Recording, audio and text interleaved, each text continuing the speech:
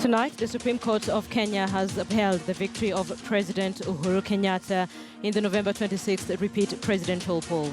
The court has dismissed two petitions which sought to annul Kenyatta's win, stating that they were not merited. The determination was informed by some 14 issues, including the failure by the IEBC to conduct elections in all the 290 constituencies and the effect of the Election Laws Amendment Act on the conduct of the polls. NASA flag bearer Raila Odinga withdrawal from the presidential race and the failure by the IEBC to conduct fresh nominations ahead of the election were also considered. The six-judge bench unanimously ruling now lays ground for Kenyatta's swearing in on the 28th of November for his second and last presidential term. Are as follows. Petition number 2 of 2017 by Honorable John Aaron Mwau versus the Independent Electoral and Boundaries Commission and two others as consolidated is hereby dismissed. Petition number 4 of 2017, Njonjo Mue and another versus the chairperson of the Independent Electoral and Boundaries Commission and three others as consolidated is also hereby dismissed. As a consequence, the presidential election of the 26th October is hereby upheld, as is the election of the third respondent.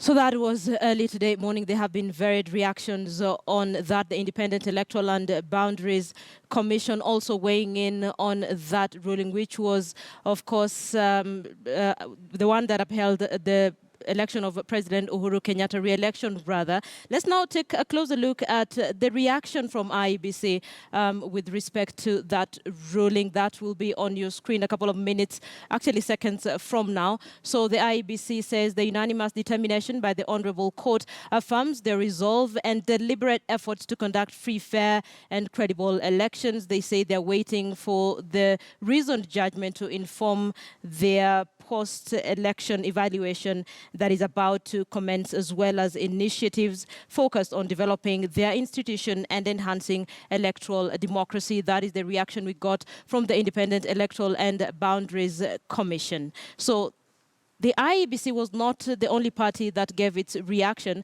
The National Super Alliance maintains it does not recognize the Jubilee administration as a legitimate government, even saying it sympathizes with the Supreme Court. This is quite a different tone compared to the coalition's response following the nullification of Uhuru Kenyatta's win on September 1st. NASA then welcomed the Supreme Court ruling, stating that they consider this government to be illegitimate and they do not recognize it. This position has not been changed by the Supreme Court ruling, which did not come under free, fair circumstances. That is the reaction you're getting from the NASA leadership. Actually, that statement was put on Facebook page by Salim Lon. Remember, he's a legal advisor to NASA's flag bearer Raila Odinga.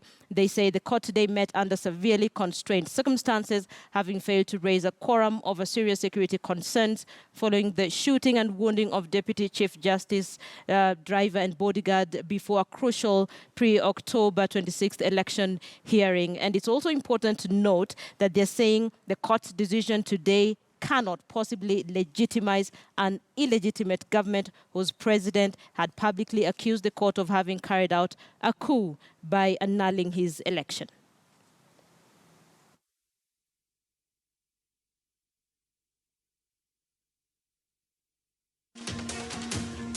Okay, so that is the reaction you got from Salim Lon, the advisor to NASA flag bearer Raila Odinga. Raila Odinga goes ahead to say our judiciary now knows that they have the power in law and with courage to challenge the mighty powers too many African presidents willed against the will of their people. That is the reaction NASA's flag bearer Raila Odinga had when the court annulled the initial election of President Uhuru Kenyatta. He said they thanked the Supreme Court for standing up for the truth and in the process lifting the image and profile of our nation with regard to the rule of law and judicial anatomy. That was the reaction when the Supreme Court first annulled the election of President Uhuru Kenyatta on September 1st. Great. So trust me, the minute that ruling was given today morning, there's been several reactions from political leaders, from legal counsel, from Kenyans just giving their opinion on what they think about that ruling by the Supreme Court. Let me bring in my colleague Sophia Wanuna, who has been following this entire proceeding. Sophia, there were lots of reaction, including one from the Attorney General, Githu Muigai. Good evening, Linda. Yes, many reactions earlier today when that judgment was delivered by the Chief Justice, flanked by the other 5 judges of the Supreme Court. Celebrations for the supporters of President Uhuru Kenyatta, and of course, no celebrations from other areas where he does not enjoy support. Let's listen to what the Attorney General had to say. And one of the things he talked about is that there are no perfect elections, and also we got to hear from Uhuru Kenyatta, who was also an interested party alongside the Attorney General in the presidential election petition. This simple issue. There is no perfect election. There will always be errors in an election. But you cannot invalidate an election unless those errors and discrepancies are of such a nature as to affect the actual outcome.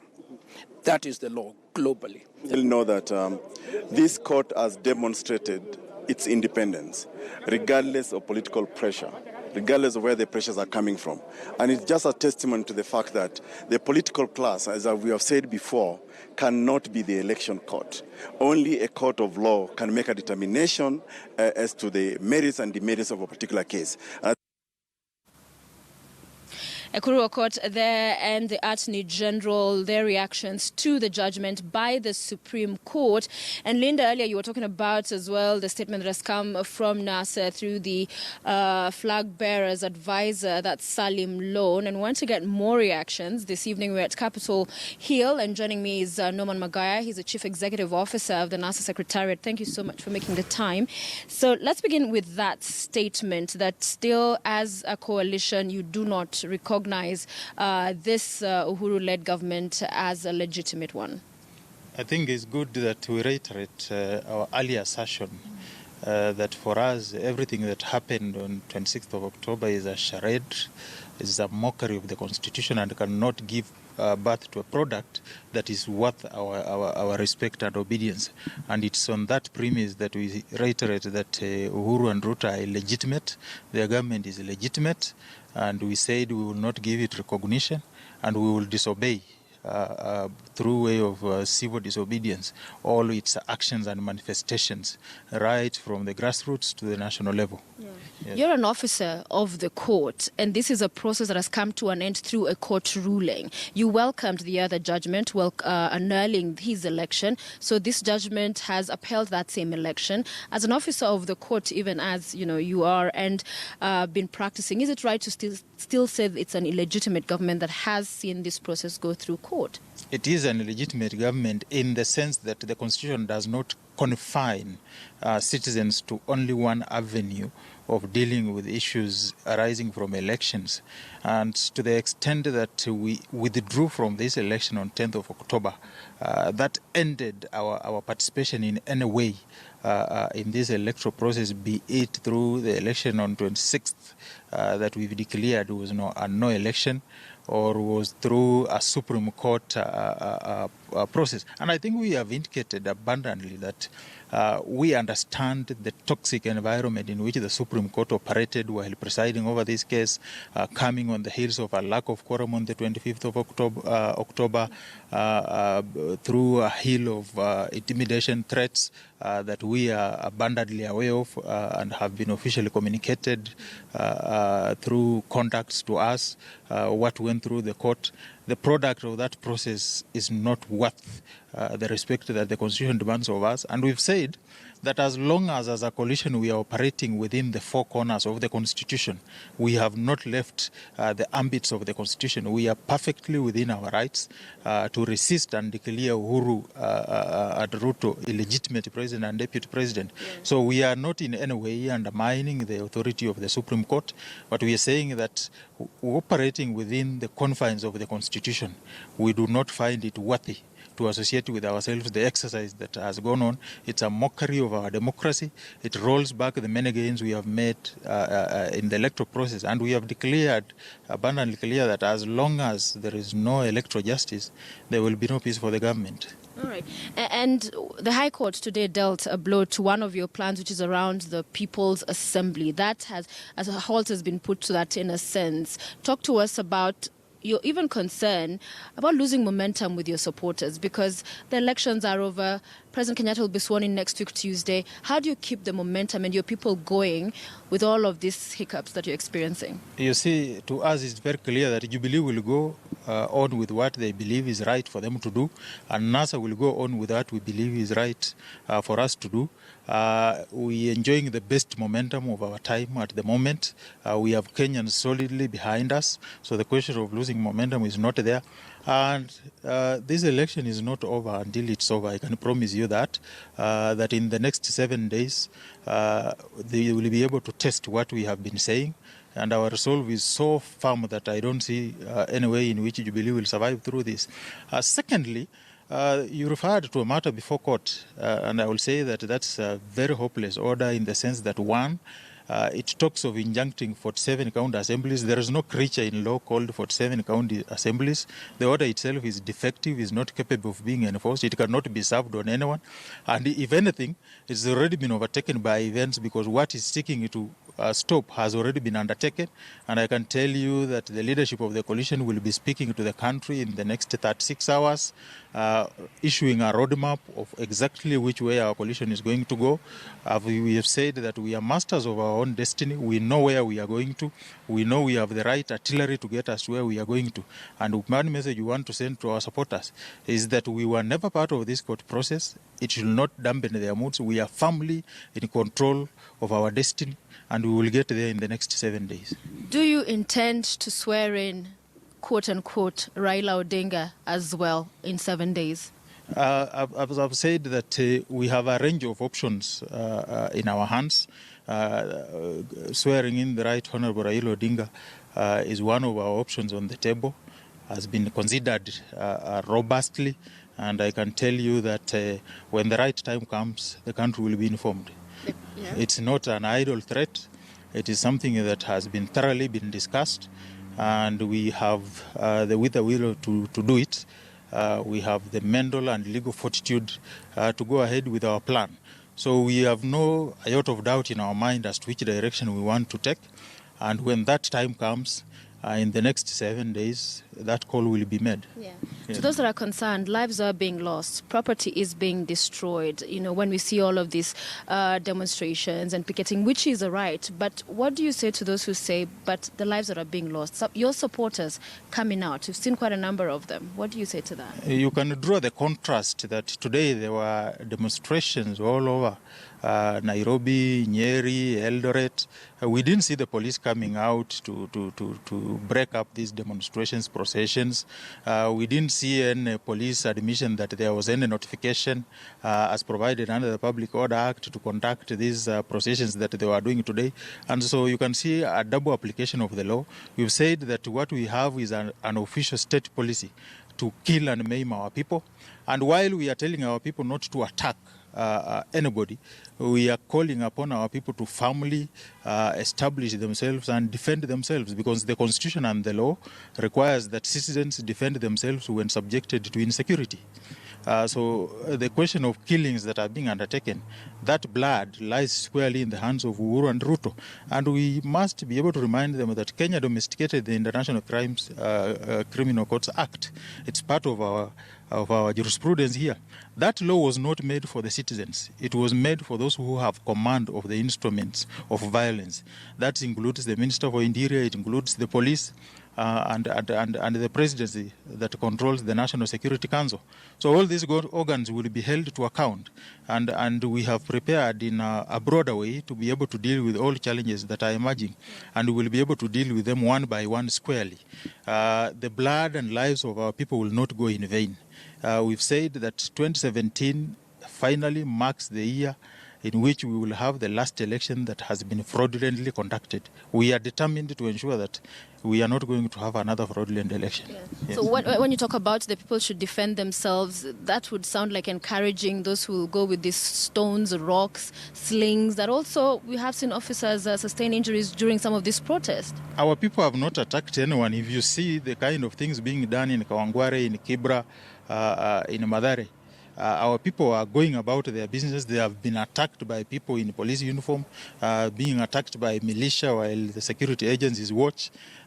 This you cannot just sit and wait to be maimed and killed. You reserve the right to self-defense, and that right is well enshrined both in our constitution and as well as international covenants that Kenya is party to. Yeah.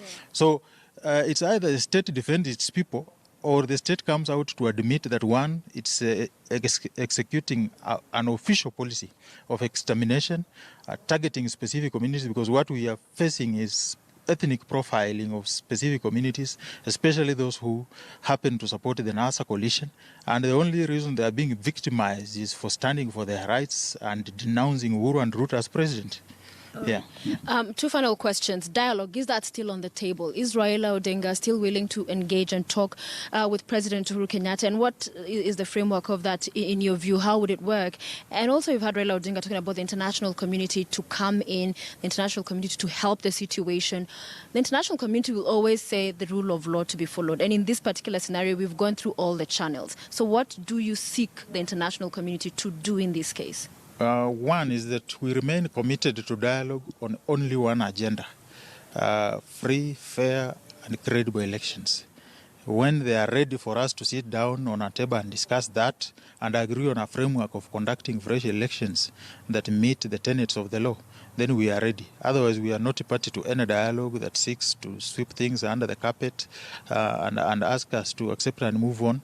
In these elections, we will never move on until we have electoral justice. Secondly, is that there is a contextual basis for the crisis that we face. It's not out of nothing. The international community has been part of it.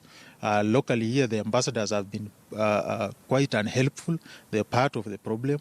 But this has now been escalated to their own governments that aptly understand the crisis in Kenya, and they know exactly at what level to intervene.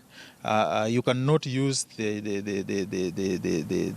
rule of law fiat at the moment without looking at the realities of the day. And the realities of the day, part of the rule of law is to give the citizens an election as a matter of right, and that right is contained in Article 38, that every citizen is entitled to regular elections that are free, fair, and credible. That has not been done, and so you cannot talk about the realm of rule of law without looking at the totality of it. And the national community now perfectly understands the contextual basis in which the Kenyan crisis has emanated. They know where to intervene, and we've said that we have no desire whatsoever, and this I must repeat today, that if there is one thing we are not willing to do is to go into any form of or caricature of arrangement in the form of a coalition government to sweep things under the carpet. Okay. We would rather ensure that justice is done and remain in the opposition than wish away the sacrifices that our people have made to get into a marriage of convenience with the Jubilee. That we will not do. Many thanks. Thank you so much, Norman Magaya, for being with us here on The Big Story. He's the CEO of the NASA Secretariat. And as you've heard, adamant that they are on course to ensure they achieve all that they've set out to, even despite and in spite of today's judgment that was rendered by the judges of the Supreme Court, saying in the coming days will be that big announcement, and that quote-unquote swearing in that we've had before is not off the table, perhaps one of the considerations. So we'll wait to see, Linda, how it is these events will play out. Back to you. Sophia, thank you for that interview with Norman Magaya, the CEO, NASA. Let me get some reaction here in studio on The Big Story. This evening we have to my immediate right, James Mambuleo, who's an advocate. Sir, thank you for joining us on The Big Story this evening. Yes. Right next to him we have Dr. Duncan Ojwang, who's also a lawyer and the Dean School of Law at African Nazarene University. Gentlemen, thank you for joining us on The Big Story this evening. Mr. Mambuleo, let me begin with you. I'd like to get your reaction on what Norman Magaya had to say. He says this was a mockery of democracy. The only dialogue they're willing to have is one on having a free, fair, credible election, and they understand the toxic environment in which the Supreme Court operated in. I first want to make it known that Norman Magai is actually a friend of mine, and Full disclosure. for full disclosure, and we have had the occasion of working together in a number of places. However, I think he is living in a continuum of a dream that, for lack of a better word, is now long lost. I think NASA's strategy collapsed headlong that day that Uhuru Kenyatta walked into the High Court and got a determination that all presidential elections, all presidential candidates who participated on the August 8th were actually eligible to run. Let me tell you why the NASA strategy collapsed. The NASA strategy was based on articles, on paragraphs 290 to 94 of the Supreme Court decision of 2013. At that particular point in time, the Supreme Court had been requested to give a clarification on what a fresh presidential election under Article 140, sub-Article 3 would mean. Okay. And it had stated that in the event that a candidate who is aggrieved with the result of that election were to proceed against the president-elect in a petition, then it is only that candidate and the president-elect who would be candidates in the ensuing fresh election. Or if there were more than one candidate who had contested that election, then all those candidates that contested would be the only candidates. Now, what is important to notice that this Supreme Court decision had indicated that in that ensuing election, any other candidate who did not contest the election would be deemed as having acquiesced with the result, and so therefore would not be a candidate in the ensuing election. But this is what is important for me. That decision was wrong, all right? However, that is the decision that that the IEBC chairman, who is the returning officer in the presidential election, used to determine that only President Uhuru Kenyatta and Raila Odinga would be the candidates in the ensuing fresh presidential election. When Uhuru Kenyatta went to the Supreme Court for a determination of his rights on whether he could run in the fresh presidential election or not, the Supreme Court said, no, we do not have jurisdiction to deal with a question like that. Please go back to the High Court, which is the home of a constitutional interpretation. And Justice Mativo, sitting at Nairobi, determined that all the 8 presidential candidates were actually eligible to run. And so this is how the rug was swept from under Raila Odinga's strategy, because he had thought, or he had anticipated, that if the earlier position would have held, then he would have abandoned the electoral process, and thereby causing a crisis in which the IEBC was going to start an entirely new process of fishing out for fresh candidates for that election. And, so that was a wrong call. And that was a wrong call. And I think my friend Magaya and other NASA lawyers got it wrong on that one. Now, thereafter, they have absolutely no strategy. They're just groping in the dark, and I think what they're just doing is just being an irritant, for lack of a better word. Do you think they're groping in the dark? They have no idea where they're heading? First of all, your reaction to what Norman Magaya just had to say in that interview with Sophia. Okay, no, I've seen the interview. It doesn't look good. It's like awake. He's so tired, and you can see that is a very difficult time. There is people's life to manage, and there's a lot of issue. But I think all dreams are valid, but not all dreams are viable. The Norman Magaya has a very valid dream, but it might not be viable. And the reason being, of course, even choosing to follow law and follow court ruling is a moral choice. Choosing to be an abiding citizen or even to follow law is a moral choice. Courts deposit and courts credit and courts lend. Today they have lend to Uhuru the ruling. I think that, even David in the Bible, after he had fasted so hard, praying for his son's healing, and when the son died, he decided to get up, dress up, remove the sackcloth, remove the sackcloth, eat, because it was over. Do you think it's time for NASA to actually get to that point and say, we may have made a mistake, let this country move on? Can we just move on as a country? No, I think it's up to them, but they are managing it well because you are dealing with people's expectation. You are dealing with valid dreams. And so they are trying to manage it well. But the truth is, if you look at what is the path, then you can understand, even going to the Supreme Court for the second time, I'm not happy with this because it has, bad cases create bad law. What this ruling will do, it will roll back all those good rulings that NASA got, because they will now have to justify it in law. And so you have to be strategic. You don't just extend political competition to court for the sake of it. And there's a lot of judicialization of politics in this country, where we are extending our competition to the court. So for NASA, I think that it's not over. I don't think it is over, but the part about the legal path, if you are playing check and you have lost the king and all the maneuvers, the board is becoming very small for it to maneuver. And I think that as Kenyans, therefore, we need to manage our expectation and be realistic. So Norman Maga says they will give a major announcement in the next 7 days. It will be interesting to just figure out the options that NASA right now has. So allow me to take a break on the big story. We're coming back to look at the options that NASA has and get some reactions on some of the utterances by legal counsel and some political leaders as well after that Supreme Court ruling.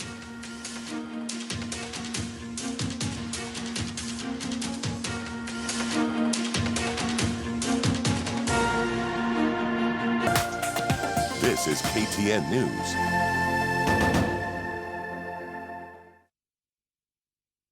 Mombasa, Blaze, Be Your Own Boss is coming to you. On the 25th of November, join us at the Mombasa Sports Club for the hottest event of the year.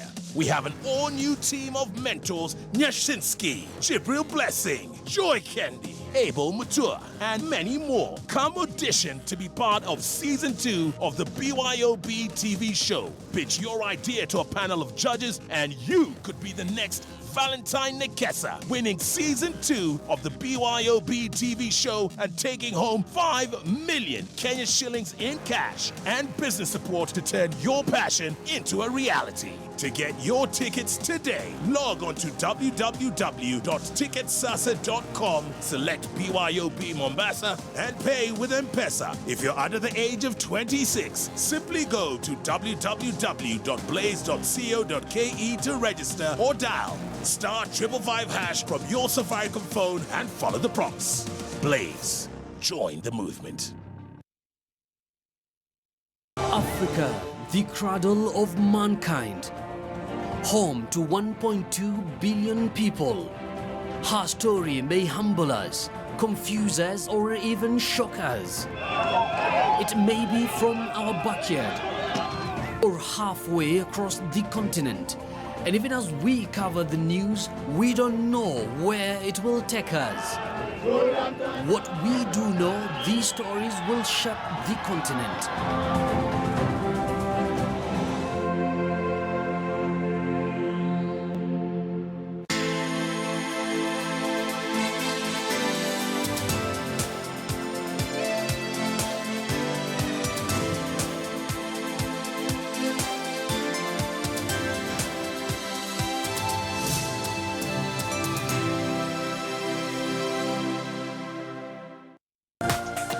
This is KTN News.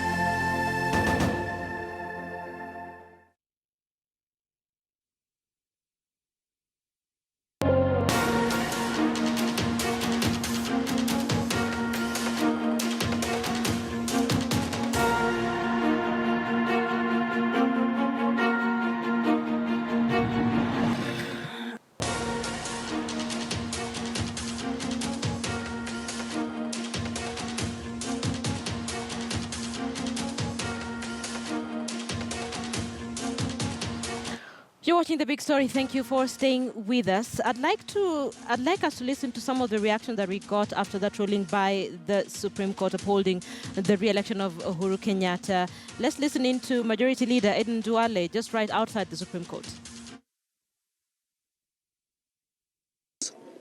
And I think the right time that we embark on the swearing in of the president as per the Constitution next Tuesday, 28th. And then Kenya moves forward. We unite the people.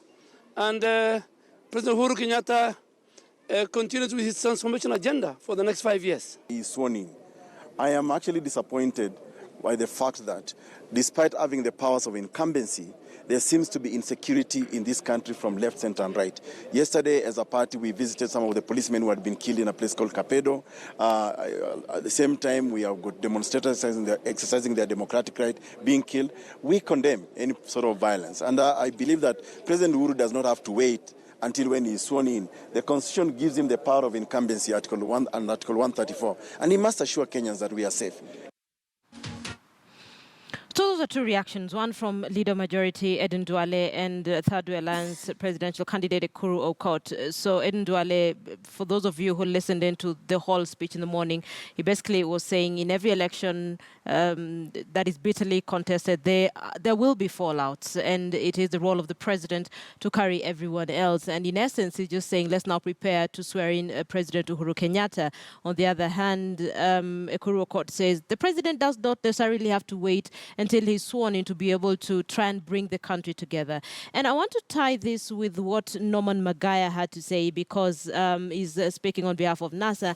And he says, A, they do not recognize the presidency of Uhuru Kenyatta. So on one hand, you have leaders saying, we do not recognize the presidency of Uhuru Kenyatta. On the other hand, you have leaders saying, I mean, this is time for the country to move on. So let's continue with this discussion in studio.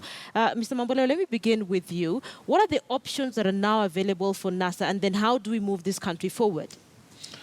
NASA has, in my view, one big option, and the big option is this: to finally admit that their strategy has collapsed. Be magnanimous enough to tell their supporters that, you know, we set out on a journey. This was a political contest. This political contest is run by certain rules. And in a democracy such as this one, those rules are actually stipulated carefully in the Constitution. Now, the Constitution does not have a place in which, when you lose an election, then you throw in the country into a situation in which the country has to start discussing with you on how you're going to retire in that particular position. This is what this Constitution provides, that government must be created through an electoral process. That presidential election is now over. Are you then now saying dialogue is probably not an option in all this? I think the dialogue that probably NASA supporters would be imagining would happen is not the kind of dialogue that probably some of us have in mind. Now, this is what we must say about dialogue, which is extremely important. Mm-hmm. First and foremost, let us as Kenyans not get deluded into thinking that every time there is a hotly contested election such as this, that we can muddy the situation in such a way as to now bring every other discussion that we have as a country in the electoral process or in the electoral cycle. If we need to have dialogue, of course I know that dialogue cannot be between Uhuru Kenyatta and Raila Odinga on who should get certain positions and so on and so forth. The only dialogue that can be had, which is extremely important, is a dialogue that seeks to move this country forward in as far as the political, socio-economic challenges that affect common mwananchi are concerned.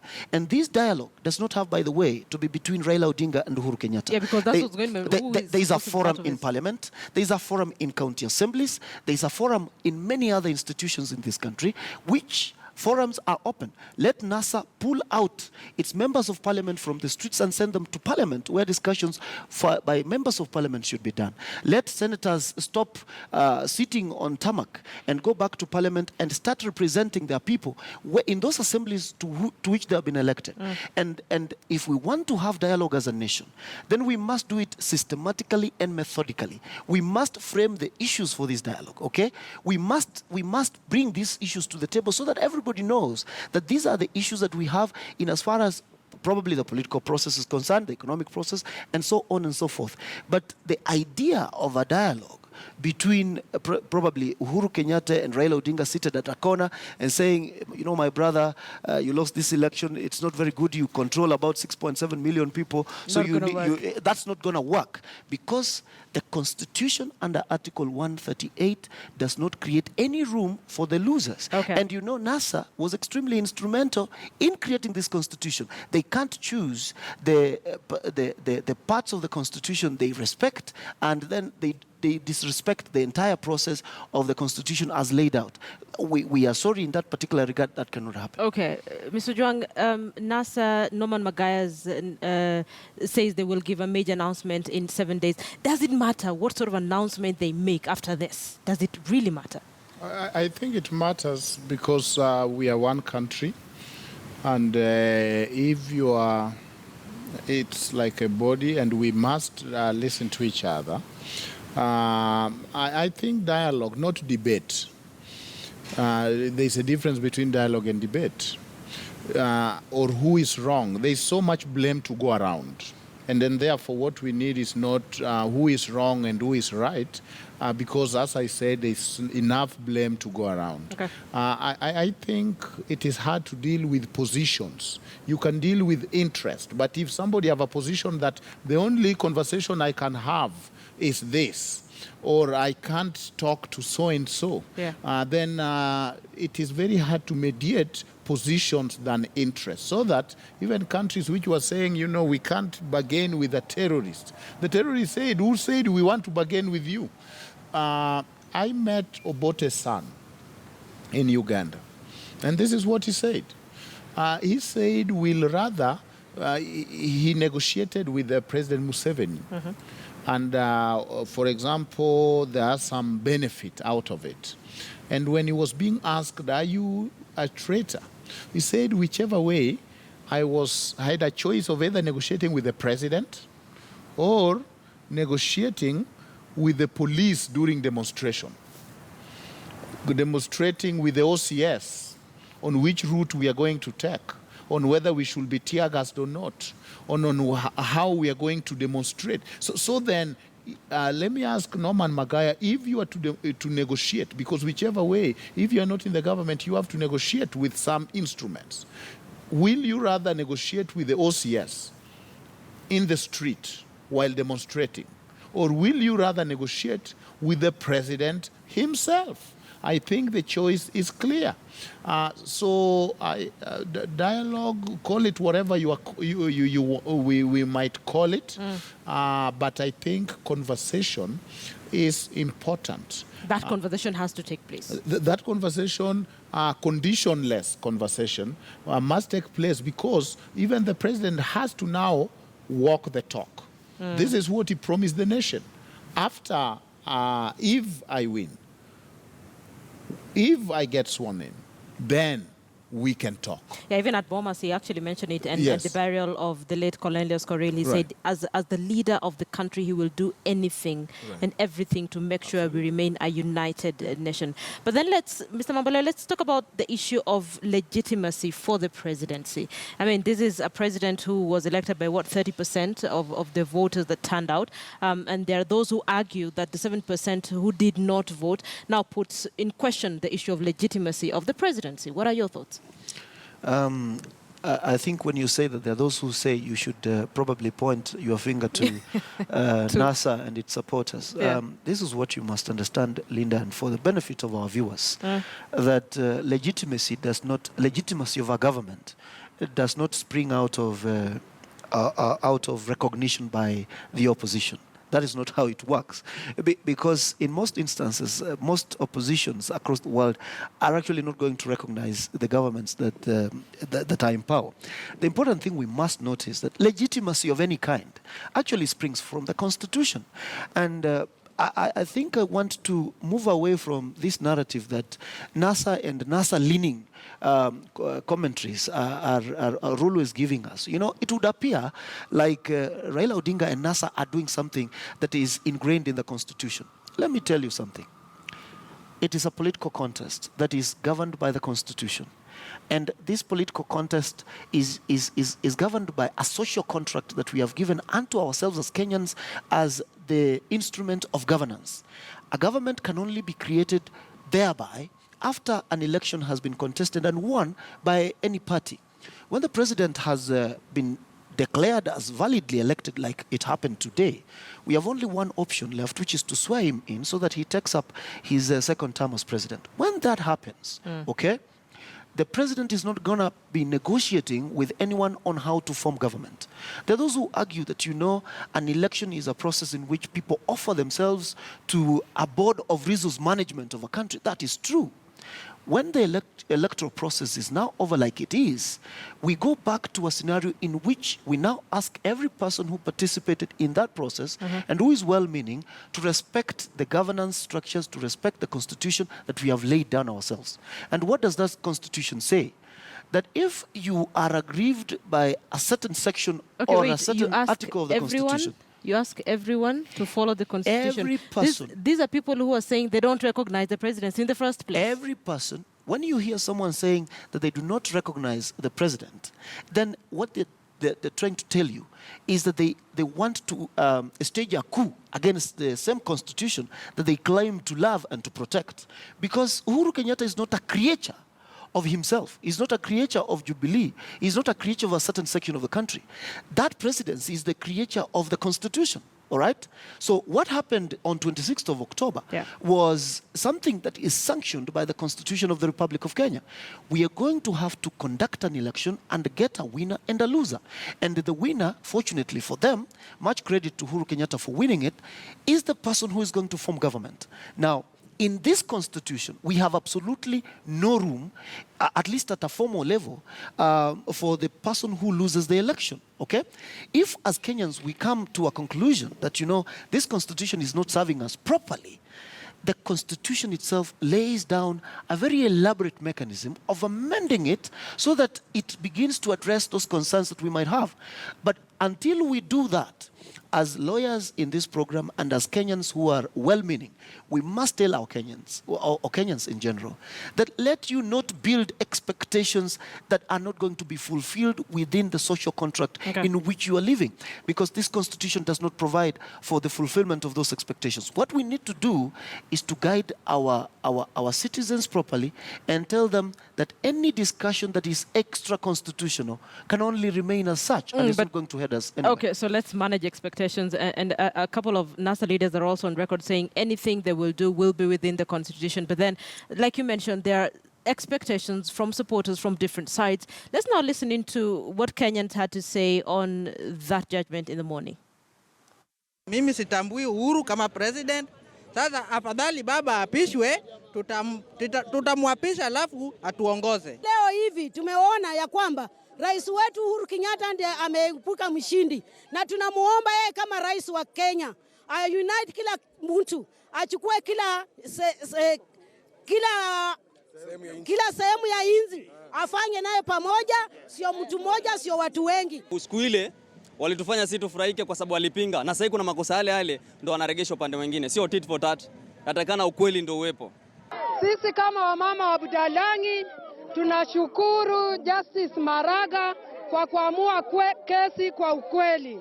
Mimi naona ya kwamba haki haijatendeka vizuri, na tunaomba ya kwamba kama inawezekana, ijapokuwa imepitishwa hivyo, lakini ingekuwa vizuri watengeneze IEBC kwanza, itengenezwe ndio haki iweze kutendeka vizuri. Sisi tunasema kwamba wamefanya kazi yao, na sisi tunawashukuru kwa kufanya kazi yao.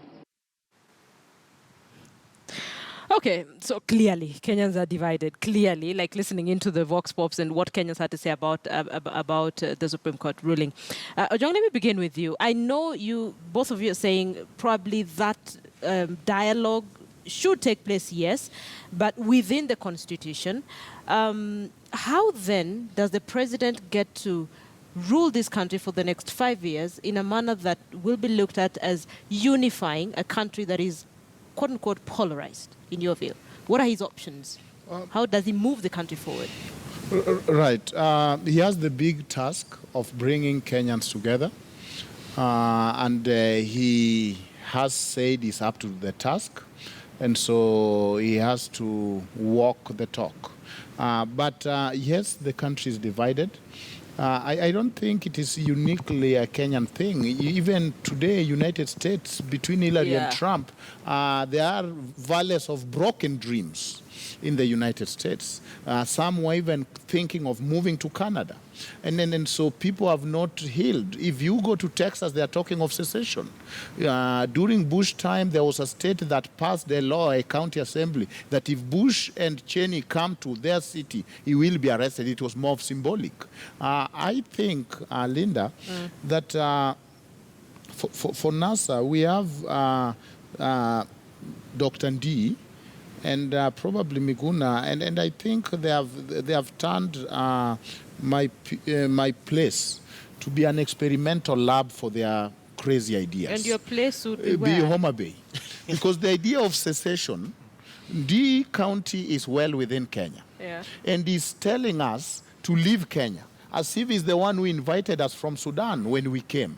So okay, but to be fair, yes. they may have mentioned it, but I was in studio when leaders from that area were also themselves talking about secession. But who was the originator of the idea? And that's why I'm saying he has turned our people to be experimental laboratory. Why are we here at this invitation? And how can you talk? Look at the contribution of Luos, whether it is intellectual, whether it is academic or hospitals and wherever. Do they have enough universities in those 4 counties for all our Luo professors? I teach law. Where is our law school there? Where is the medical school? So they are But who took this thing to Parliament? I think it's Kaluma. I think it's Peter Kaluma. It is Kaluma, and Kaluma has written a book. You have taught with this book on administrative law. Yes. And he's saying that even in the original, the element of fair hearing, that when Adam and Eve messed up, God had to give them a hearing to determine. Okay, can we move away from secession and now talk about how do we move this country forward? How we move this country forward is to manage our expectation, to be realistic to our people, to look at them straight in the eye and tell them that the issue is this. The baby is dead. All dreams are valid, but not viable. What do we do from here? Let us pick ourselves. Let us work in Kenya. Let us build bridges.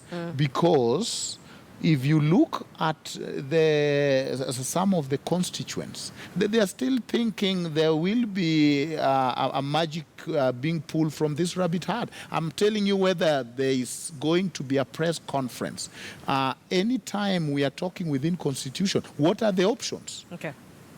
Mabole, I'll let you have the final word. Like I mentioned, President Uhuru Kenyatta at the burial of the late Cornelius Corey, said, I will do anything and everything to make sure this country remains peaceful. How far can and should he go? Since independence, this country has dealt with many milestones, political, socio-economic, and it continues, just like any other country in the world, to be bedeviled by such kind of problems. And I think it would be expecting too much to want to imagine that one Uhuru Kenyatta is going to give us that panacea for all the problems that we have in this country. This is what I must state. Uhuru Kenyatta, as president of this republic, is just a CEO, is just the chief executive officer of government. Government has many other structures. We have the judiciary, we have parliament, and so on and so forth. And all these forums have an opportunity to give to Kenyans to have a conversation on various issues that this country wants to deal with. But to be fair, so what I want to imagine Uhuru Kenyatta is going to do is to give that green light that, you know, from the very top, as a government, we are keen on unifying the whole of the Kenyan people as one people. And so therefore, through these institutions, go ye forth and create the enabling environment for a conversation which will deal with our social, economic, and political challenges. I do not see any problem in Uhuru Kenyatta inviting the Right Honorable former Prime Minister Raila Odinga for a cup of coffee or cup of tea, and then telling him that, you know, this country belongs to all of us. And what we need to do is let us call all our troops back from the streets. In fact, if I were given the opportunity, I would, if I were Raila Odinga, I would fire people like Norman Magai immediately and try to imagine, Linda, it's only a fool who does not change his mind. It's only a fool who does not reinvent. And then ask myself this important question. For far so long, I have played such hardball. What would happen if I played a softer ball and so on and so forth? And then as he reaches out or as he imposes certain sanctions on a discussion that probably he wants to have with government, he could say, look, probably the other side is not getting the point because I'm being too rough on them, okay? Can I play a little bit better softball at those people, and probably I'm going to get better results. So I want to imagine right now that yes, it is incumbent on the president to carry everybody with them or with him, but it is also incumbent upon every right-thinking member of the Kenyan society to know that the solution to the challenges that bedevil this country is going to be a collective contribution from all of us. And I want to implore the NASA leadership to stand and be counted this time round. Do not lead your supporters down the wrong path. Tell them that this election is now over and let us accept, and if we want to have any grievance that we want to discuss, let us discuss it within the realm of the existing laws and the Constitution. Great. So let's see how that goes. In the next 7 days, NASA says they will make a major announcement. They say they do not recognize the presidency of Uhuru Kenyatta. It is illegitimate and they will not recognize it. So let's see how this plays out. In studio, I had James Mambule, who's an advocate. Thank you for your time. We also have Dr. Duncan Ojuang, who's a lawyer and Dean School of Law at the African Nazarene University. This has been the big story, and we thank you for your time. It's also important for me to mention that the 21-member Assumption of Office of the President Committee held its first meeting at the Moi International Sports Center. What we do know is that the swearing-in ceremony of President Uhuru Kenyatta will be presided over by the Registrar of the Judiciary, that is Ann Amadi, in the presence of Chief Justice David Maraga. That is on Tuesday next week. Okay, so I understand that we have a briefing. We'll be having a briefing in a couple of minutes by the military in Zimbabwe. We're not quite sure exactly what they want to say. When that comes up, of course, we'll cross over live to you and just listening to what they had to say. Everyone expected Zimbabwean President Robert Mugabe to resign yesterday. Trust me, he read a very long speech and then just said good night. So let's see what will happen today. Thank you for watching. Have a good night. See you in under 5 minutes on KTN Prime. I'm Linda Okutu.